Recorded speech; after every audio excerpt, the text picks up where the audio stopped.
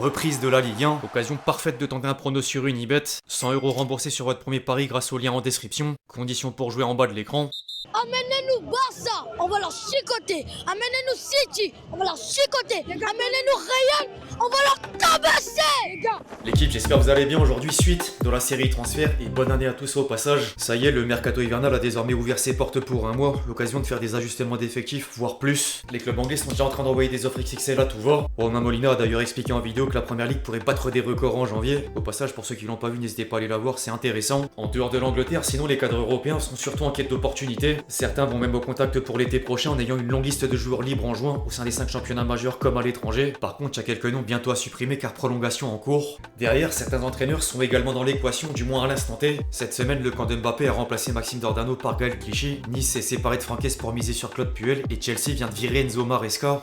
Entre autres, c'est reparti pour une valse des coachs. Bref, on va sans plus tarder parler concret, mais juste avant les amis, je vous demande un service, le même que d'habitude, à savoir évidemment lâcher votre plus beau like, très important pour le référencement, pour booster la série surtout. Merci vraiment à tous ceux qui le feront, vous êtes les boss. On entre dans le vif du sujet en France avec le Paris Saint-Germain de plus en plus cité au moment d'entamer le mercato hivernal. Le champion d'Europe aurait ciblé 2 défenseurs centraux dont Ousmane Diomandé en priorité et Thomas Araújo, également apprécié par Luis Enrique. L'international ivoirien a une clause libératoire de 80 millions d'euros mais le Sporting est ouvert aux négociations. En dehors du secteur défensif, le club de la capitale ferait partie des prétendants pour un autre international ivoirien en la personne de Yann Diomandé. Un Diomandé en cache un autre. Derrière, il est surtout question de rumeurs liées au Real Madrid. La presse espagnole assure que les dirigeants parisiens sont positionnés sur Rudiger, libre en juin prochain, dans l'idée d'apporter de l'expérience au sein d'un jeune effectif. Le club merengue pourrait quant à lui accélérer la piste Vitinha grâce à un départ de Vinicius, toujours envoyé en première ligue, désormais avec insistance du côté de Chelsea. Difficile néanmoins d'imaginer un tel scénario. Au milieu des mouvements potentiels, sinon le PSG est encore en opération prolongation en faisant des propositions à Mayulu et Barcola. Dans le reste des informations autour de la Ligue 1, Lens a enfin acté l'arrivée d'Amadou Aïdara, présent à la CAN avec le Mali. Lille et Nice sont dans la course pour le défenseur central colombien Brian Medina.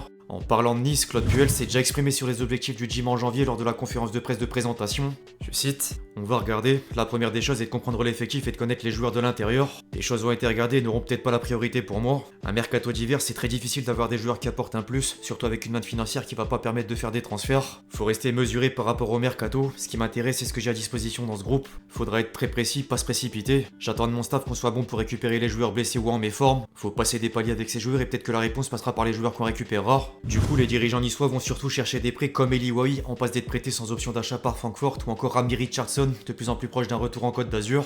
Derrière, certaines sources internes ont démenti la rumeur Sergio Ramos, mais Ben Davies est toujours une option malgré l'inconvénient du salaire. Du côté de Marseille, la fenêtre de transfert devrait bouger dans les deux sens. L'OM a fait des offres de prolongation à Robinho Vaz et Bacola, mais si la décision est trop longue, les deux seront poussés vers la sortie. En parallèle, le club olympien voudrait attirer un milieu offensif axial et une doublure de Greenwood en prêt avec option d'achat. La direction marseillaise s'est positionnée sur le milieu de la Fiorentina Mandragora et Iman Abdelli en fin de contrat mais aussi pisté par Lyon. Par contre, Angers aurait des exigences trop importantes. Derrière, l'OL est intéressé par un autre milieu de Noah Nartey et le SCO a 4 prétendants dont le Paris FC pour Sidiki Chérif, valorisé à plus de 20 millions d'euros. Déterminé à décrocher le maintien, le promu serait également présent sur plusieurs dossiers, dont Disasi, l'arrière droit de l'Ajax Anton Gaï et l'ancien milieu rémois Marshall Mounetzi.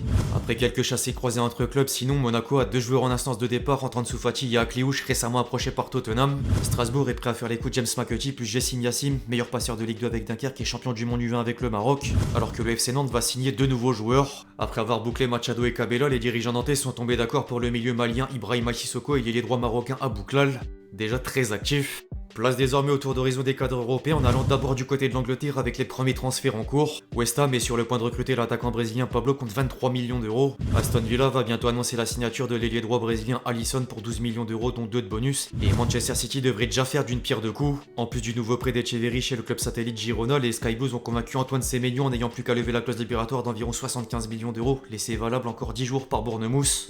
Tottenham pourrait aussi empocher une somme importante grâce à Brendan Johnson. Les Spurs ont accepté une offre à hauteur de 40 millions d'euros pour l'international gallois.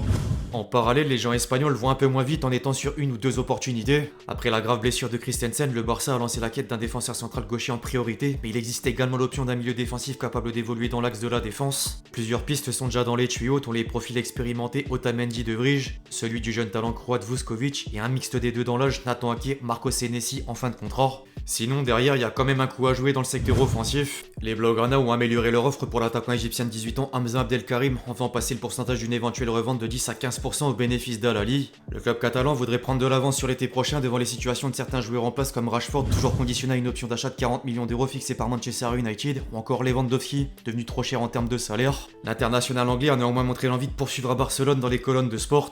Je cite, c'est clair, ce que je veux c'est rester au Barça. C'est un objectif final, mais c'est pas la raison pour laquelle je m'entraîne dur et que je donne le meilleur de moi-même. Le but c'est de gagner. Le Barça est un club fantastique, énorme, construit pour gagner des titres. Il y a de la pression ici, mais c'est pas de la pression négative, c'est une pression que tu veux quand t'es joueur. Moi je la veux et je l'ai toujours voulu. Je peux pas être quelque part où il n'y a pas d'exigence importante. Pour moi c'est plus difficile d'être motivé et donner le meilleur dans un club où l'exigence est pas maximale. Je suis dans l'endroit parfait et dans le contexte parfait pour continuer ma carrière, donc j'essaie de donner le meilleur de moi-même au quotidien pour aider l'équipe à gagner. On verra ce qui se passera cet été. Le buteur polonais a quant à lui réagi aux récentes rumeurs de départ sur la chaîne YouTube d'un journaliste du pays. Je cite, je parle pas avec l'entraîneur de l'intérêt potentiel d'autres clubs, il n'est pas question non plus de réduire mon salaire de moitié. La décision dépendra des souhaits du club et de ce que je jugerai le mieux. J'ai encore le temps de me décider, je ressens aucune pression et je sais pas encore quelle voie emprunter. Il y a des choses dont je vais pas parler. Au passage, en plus d'Abza Abdelkarim, le Barça aurait une liste d'attaquants plus confirmés dont font partie Julián Alvarez et Vlahovic, libres en juin prochain. Par contre, l'international argentin sera plus difficile à faire en ayant un contrat jusqu'en 2030, une clause libératoire de 500 millions d'euros. Sans oublier l'arrivée du fonds américain Apollo Sports Capital, nouvel actionnaire majoritaire de l'Atlético Madrid. Il y a de meilleurs moyens financiers. Le Real Madrid est aussi tourné vers l'été prochain. Après avoir avancé le retour de Nico Paz, le club merengue aurait désormais les faveurs de Marc Guehi et la nouvelle priorité d'attirer un milieu aux caractéristiques de Modric. En plus du rêve compliqué Vitinha, les dirigeants madrilènes ont coché les noms des joueurs prometteurs de l'AZ Alkmaar et Crystal Palace, Keith Smith et Adam Wharton. On enchaîne en Italie avec la Roma, déjà d'accord pour récupérer Zirkzee en prêt avec obligation d'achat proche de 40 millions d'euros. Le club de la Louve a fait un premier coup, mais plusieurs pistes sont encore en vue dans presque chaque secteur, entre Dragozin, alternative de Disasi en défense, l'international dadois Morten Tvendrup au milieu, puis Shell Deroup et surtout Raspadori en attaque. Du beau monde. L'AC Milan va également faire un ou deux coups d'entrée avec Füllkrug prêté par West Ham et le jeune attaquant monténégrin Andrej Kostic en passe de signer contre moins de 5 millions d'euros. Derrière, le club lombard a libéré Divock Origi avant d'envisager un départ d'Nkunku. Les Rossoneri ont un œil sur Mateta en plus de Sidiki Cherif. Maignan devrait quant à lui prolonger jusqu'en 2030. En parallèle, le voisin milanais est sur deux éléments défensifs suite aux rumeurs autour de Bastoni et l'absence de Dumfries. L'Inter s'est positionné sur le défenseur central bosnien Muaremovic et Joao Cancelo poussé vers la sortie par Al Hilal. La Juventus serait plutôt focus sur le dossier d'un milieu. La vieille dame a ciblé Guido Rodriguez, mais l'option numéro 1 c'est de rapatrier Sandro Tonali jusqu'à l'idée d'inclure Jonathan David dans une éventuelle opération. L'ancien Lillois a beaucoup déçu en interne. Du côté de l'Allemagne, le Bayern est toujours en opération prolongation entre Gnabry vers un contrat jusqu'en 2028 et Upamecano de plus en plus proche d'un accord. Par contre, le club bavarois est ouvert au départ de Sacha Boey en janvier et Goretzka devrait quant à lui partir en fin de saison. En dehors des cas internes, sinon les dirigeants munichois ont une vision d'avenir en allant chercher le défenseur central équatorien de 17 ans Virgilio Olaya.